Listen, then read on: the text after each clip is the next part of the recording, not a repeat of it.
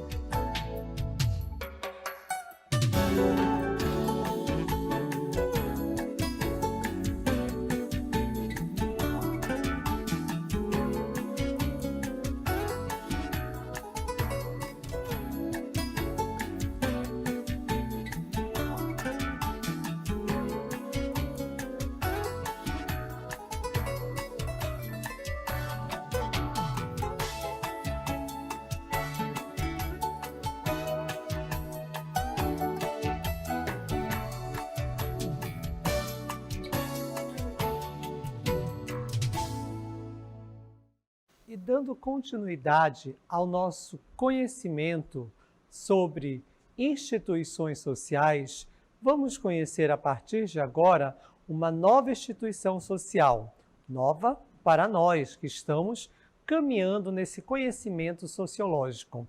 Vamos conversar sobre a instituição social chamada Estado. Essa palavra vocês já ouviram muito, com certeza, durante toda a vida de vocês. E acredito que irão ouvir muito mais ainda. Mas qual é a origem da palavra Estado? Os gregos, lá na Idade Antiga, cujos estados não ultrapassavam os limites da cidade, usavam o termo polis, cidade, e daí veio política, que significa arte ou ciência de governar a cidade. Para os gregos tinha esse significado. Para outro povo antigo, também formador da nossa cultura ocidental, os romanos, com o mesmo sentido, tinham civitas e república. Daí, até o século XVI em diante, o termo Estado foi aos poucos tendo entrada na terminologia política dos povos ocidentais. Por exemplo, em francês, État, em alemão, Staat, eu não sei pronunciar, em inglês, State, em italiano, Stato, em português e espanhol, é o que nós conhecemos, Estado.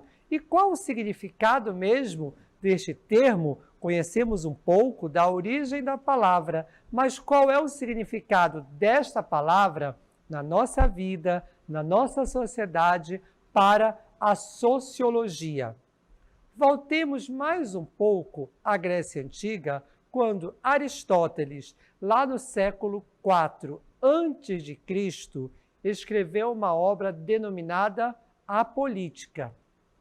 Nesta obra, Aristóteles já escrevia sobre o Estado, começando pela organização política de duas cidades gregas, Atenas e Esparta, os órgãos de governo dessas cidades, chegando a uma classificação de todas as formas de governos então existentes, podendo ser considerado o fundador da ciência do Estado.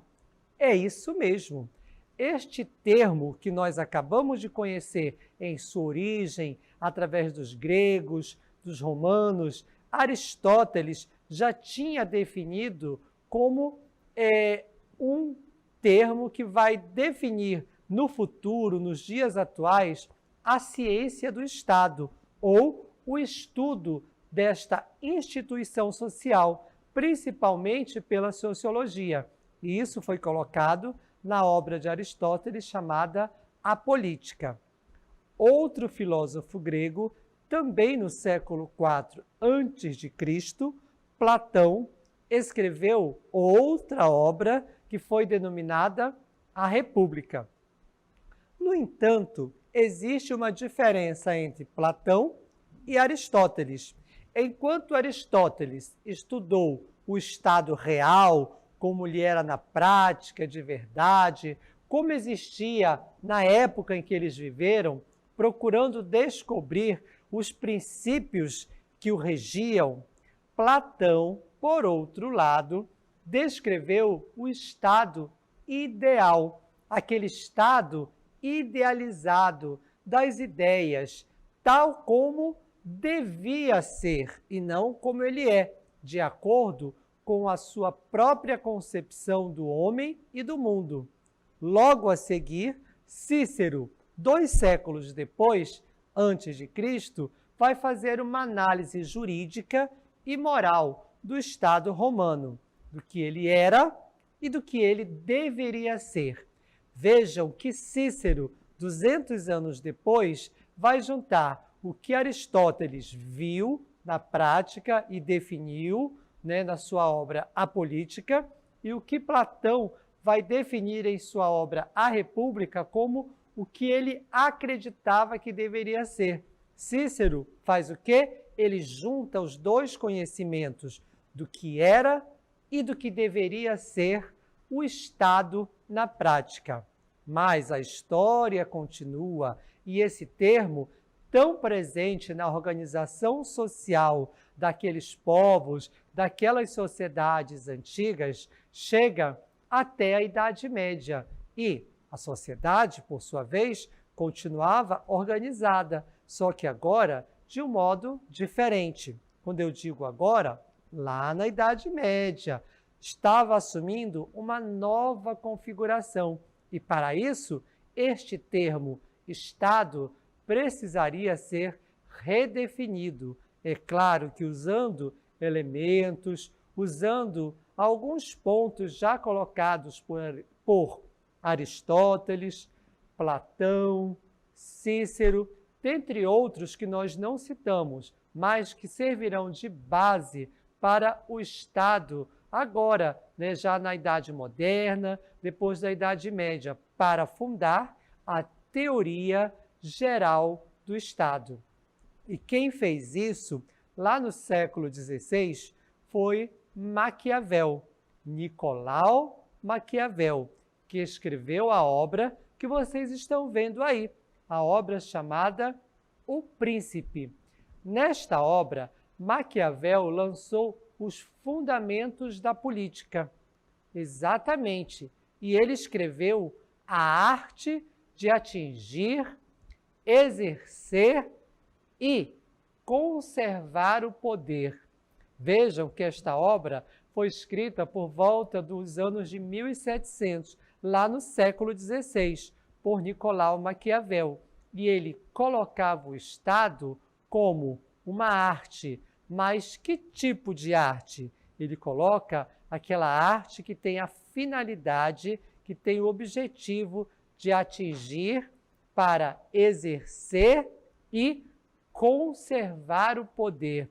É interessante como Maquiavel já pensava, já via o Estado desta forma. É daí que vem aquele termo que vocês com certeza já ouviram, maquiavélico. Ou seja, como eu vou atingir o poder, como eu vou exercer esse poder e, mais, digamos assim, predominante na obra, é como eu vou conservar esse poder. É isso que esta instituição social, na percepção e na visão de Maquiavel, faz, ou seja, busca meios, busca caminhos para exercer e conservar o poder. Vejam bem que nós não estamos falando aqui de uma pessoa específica, nós estamos falando de uma instituição social que, ao mesmo tempo, parece abstrato, que existe no plano das ideias, mas, por outro lado, é bem real, é bem presente, está fazendo parte da vida das sociedades humanas desde a Idade Antiga, na Idade Média, na Idade Moderna e até hoje, na Idade Contemporânea. Esta instituição que parece abstrata, ela é, na verdade, bem concreta. Estamos falando do Estado. E com as constituições escritas, codificações de suas normas fundamentais, o estudo da organização de cada Estado demonstra a ocorrência de elementos comuns e permanentes, bem como as instituições que neles existem, sendo possível conceituá-los e classificá-los, destacando-se progressivamente o direito constitucional e a ciência política. Estas características que são comuns, estas ocorrências que estão presentes em todos os estados, na história e no mundo, mesmo nos dias atuais, são as coisas que fornecem os elementos para a ciência política. Será que vocês conseguem entender isso? Conseguem perceber que o Estado está presente e sempre esteve presente nas sociedades humanas? Eu vou perguntar ao nosso colega Durquinha se realmente ele entendeu. Professor Dário, confirme para a gente se eu estou correto. A noção de Estado começou com os gregos na Idade Antiga, parou na Idade Média e foi retomada na Idade Moderna e está presente até os dias atuais. É isso mesmo? Sim, o Durquinha entendeu muito bem. E vocês, será que compreenderam isso também, assim como o Durquinha compreendeu? E eu que pensei que fosse uma coisa nova essa formação do Estado, como no Brasil. Não, não é nova, Durquinha. O Brasil apenas vai dar uma continuidade. Mas muito obrigado. Eu acho que os nossos colegas entenderam tão bem quanto você. Vamos continuar para entender um pouco mais. Vamos continuar, Durquinha? Agora vamos ver esta noção de Estado. E já vimos que ele existe em todas as sociedades, desde há muito tempo. O Estado é uma sociedade natural, no sentido de que decorre naturalmente do fato de os homens viverem necessariamente em sociedade e aspirarem realizar o bem geral que lhes é próprio, isto é, o bem comum. Por isso e para isso, a sociedade se organiza em Estado. Então, professor, o Estado, o homem organiza, o homem vai codificar esta instituição social para o bem dele próprio? Exatamente, é para o bem comum. É por isso que as sociedades, elas se organizam em Estado, com este objetivo de preservar, de garantir o bem comum para todos. É por isso que a sociedade, ou as sociedades de um modo geral, se organizam em um Estado. E num determinado momento, o homem sentiu o desejo vago e indeterminado de um bem que ultrapassasse o seu bem particular e imediato, aquilo que era só dele, que é de cada um de nós. A sociedade disse não. O bem de cada um, o bem particular, pode não representar o bem para todos. É por isso que temos que pensar, quando falamos em Estado, no bem comum, mas que, ao mesmo tempo, fosse capaz de garanti-lo e promovê-lo, garantir o bem comum e promover o bem comum. O bem comum, ou o bem público, somente é alcançado através da coordenação de esforços e intercooperação organizada de um grupo específico. Este grupo, por sua vez, é aquele que compõe o Estado. Assim, com intensidade diversa, conforme o desenvolvimento social e a mentalidade de cada grupo, o instinto social leva ao Estado. Então, nós todos somos Estado? Sim, eu diria a vocês que nós todos somos o Estado, mas existe um determinado grupo de pessoas que nos representa, um determinado grupo de pessoas que vai se preocupar com este bem comum, que deve se preocupar com este bem para todos e não somente para si, de forma individual. Esta é a ideia da noção do Estado, sempre pensando no coletivo, sempre pensando em proporcionar, a partir da organização de um determinado grupo, o bem comum para todos.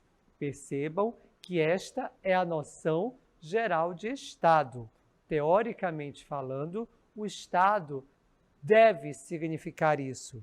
O homem, ele é envolvido na teia do Estado, antes do seu nascimento. Quando eu nasci, quando você nasceu, o Estado já existia. E esse Estado, ele nos protege, ele nos dá a proteção dos direitos do nascituro. Ou seja, quando nós nascemos, ele já garante alguns direitos. E até mesmo depois da nossa morte, o Estado vai disciplinar, vai organizar o cumprimento das nossas últimas vontades. Pelas leis, vocês já ouviram falar em testamento? Né? Ou até mesmo quando não existe um testamento escrito, mas foi desejo daquele cidadão, daquele senhor, daquela senhora que veio a falecer, que tal coisa acontecesse. Em determinados momentos, o Estado garante que este desejo pós-morte se concretize, assim como ele nos garante, ao nascermos, determinados direitos. Percebam que o Estado está presente em toda a nossa vida, desde o nascimento até a morte. É por isso que a noção do Estado é para garantir o bem comum das pessoas que vivem naquela sociedade.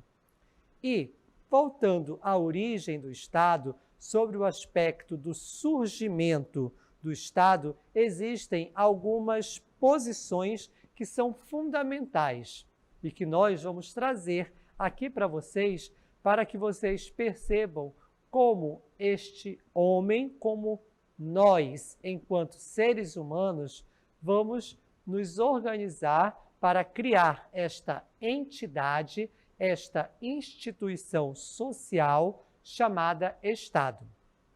E nós trouxemos aqui para vocês 3 desses aspectos que vão contribuir para o entendimento do surgimento do Estado nas sociedades. Eles são diferentes entre si. Vamos ver o primeiro. O primeiro diz o seguinte: o Estado, assim como a própria sociedade, sempre existiu, visto que o homem, desde que vive na Terra, está integrado numa organização social, dotada de poder e com autoridade para determinar o comportamento social de todo o grupo. Professor, esta primeira eu já ouvi falar. Agora há pouco nós falamos que o Estado está presente em nossa vida desde o nascimento até a morte.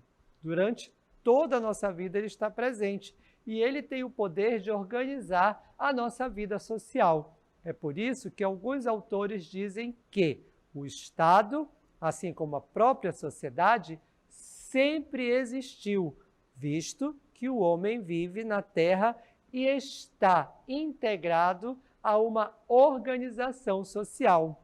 Mas esta não é a única teoria para a origem do Estado. Embora concordemos, embora já tenhamos falado sobre essa teoria para definir a origem do Estado, existem outras. Nós vamos ver 3. Esta foi a primeira. Vamos ver a segunda? A segunda diz que outros autores, defendem que a sociedade existiu, vejam bem, ela existiu sem o Estado durante um certo período. E depois, por diversos motivos, foi se constituindo o Estado para atender às necessidades dos grupos sociais. Por este ponto de vista, as sociedades começaram a se formar antes do Estado.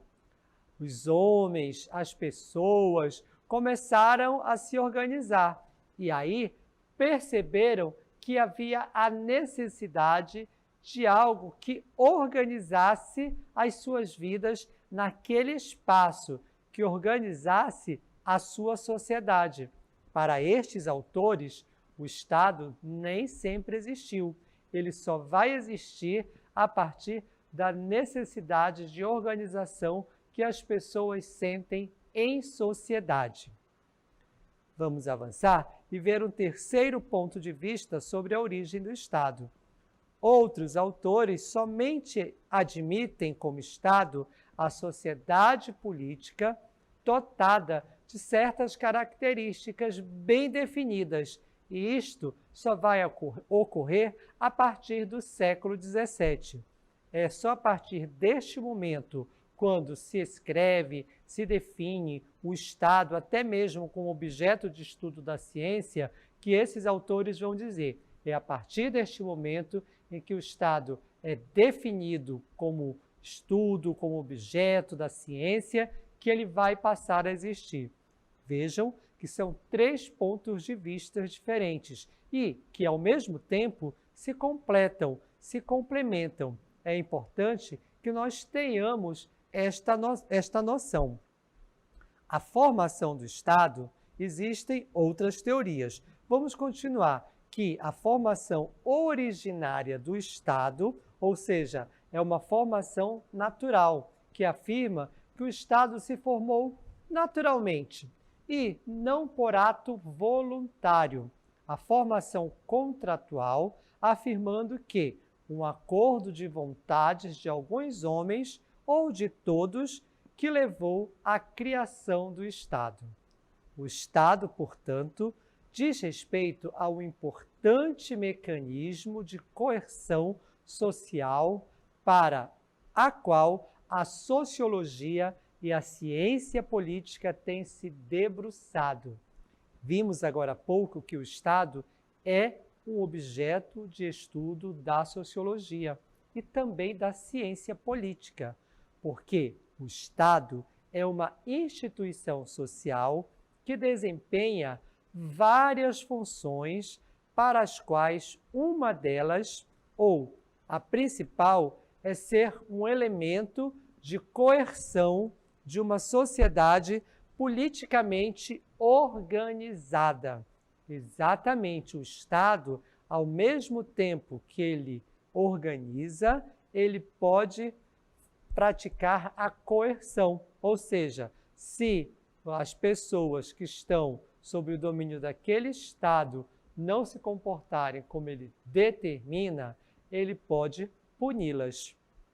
O Estado moderno, por outro lado, surgiu a partir da fragmentação do sistema feudal e é marcado por 4 fases que nós iremos citar: o Estado moderno, o Estado liberal, a crise no Estado liberal e o Estado democrático liberal. Vejam como ele teve várias mudanças. E esse Estado moderno, ele vai nascer lá no século XV, com o desenvolvimento de um sistema econômico que nós conhecemos muito bem, o capitalismo, que naquela época era o capitalismo mercantil, que iniciou em Portugal, na França, na Inglaterra e na Espanha. O Estado moderno ele surge como absolutista, absoluto, e seu apogeu se deu entre os séculos XVI e XVII, com monarcas, com reis, que se fortaleceram tanto a ponto de o rei da França, Luís XIV, afirmar: o Estado sou eu. Ele se achava o Estado, o dono de tudo e de todos. Este foi o ápice da centralização do poder do Estado nas mãos de uma única pessoa. Mas depois isso mudou. Não mudou? Durquinha, você sabe o que mudou e o que aconteceu que esse Estado não está mais na mão de uma única pessoa? Mas hoje o Estado brasileiro não é absolutista, porque não é somente um que manda. São os 3 poderes juntos: o executivo, o legislativo e o judiciário. Acertei, professor Dário? Mais uma vez, sim, Durquinha. Obrigado por contribuir tão brilhantemente com as nossas aulas. Vejam que o Estado hoje e o brasileiro não está mais nas mãos de uma só pessoa. Ele agora está dividido em legislativo, executivo e judiciário. E quais são as causas determinantes deste estado?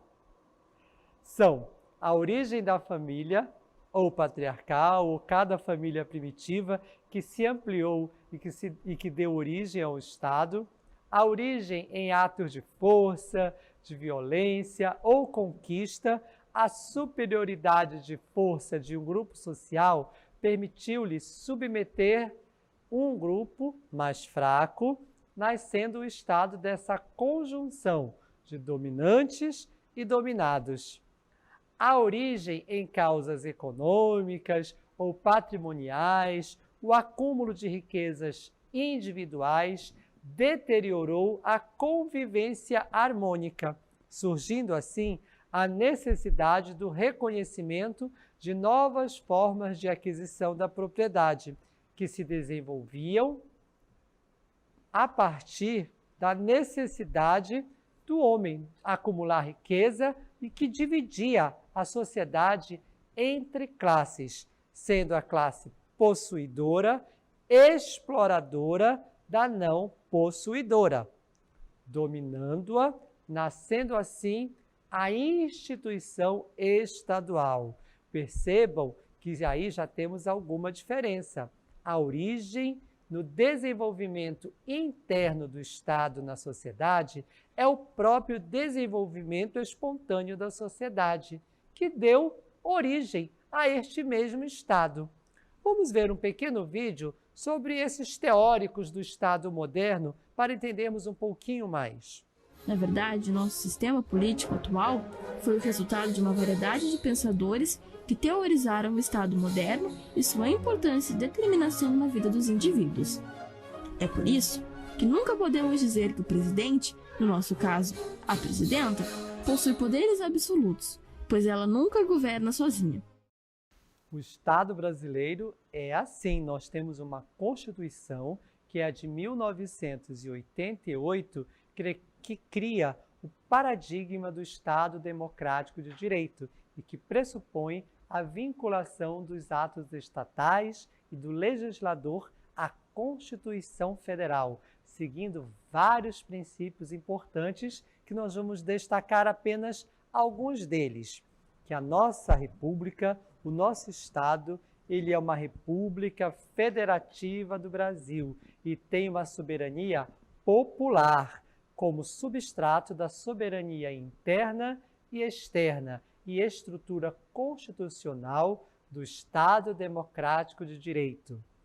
O nosso Estado também traz princípios de livre organização sob a forma de cidadania. Nós temos um governo que é uma república presidencialista e, aqui sim, como Durkheim disse, existe uma separação entre poderes independentes e esses poderes são harmônicos entre si. Diante disso, vamos assistir a mais um VT para encerrarmos a nossa aula de hoje sobre o Estado e especificamente agora sobre o Estado brasileiro. O que é Estado? Bom, há várias formas de definirmos o Estado. Atualmente, vivemos no Brasil, um Estado democrático de direito. Mas o que isso quer dizer? Estado de direito quer dizer que nenhum indivíduo, presidente ou cidadão comum está acima da lei. Os governos democráticos exercem autoridade por meio da lei e estão eles mesmos sujeitos a serem punidos por elas.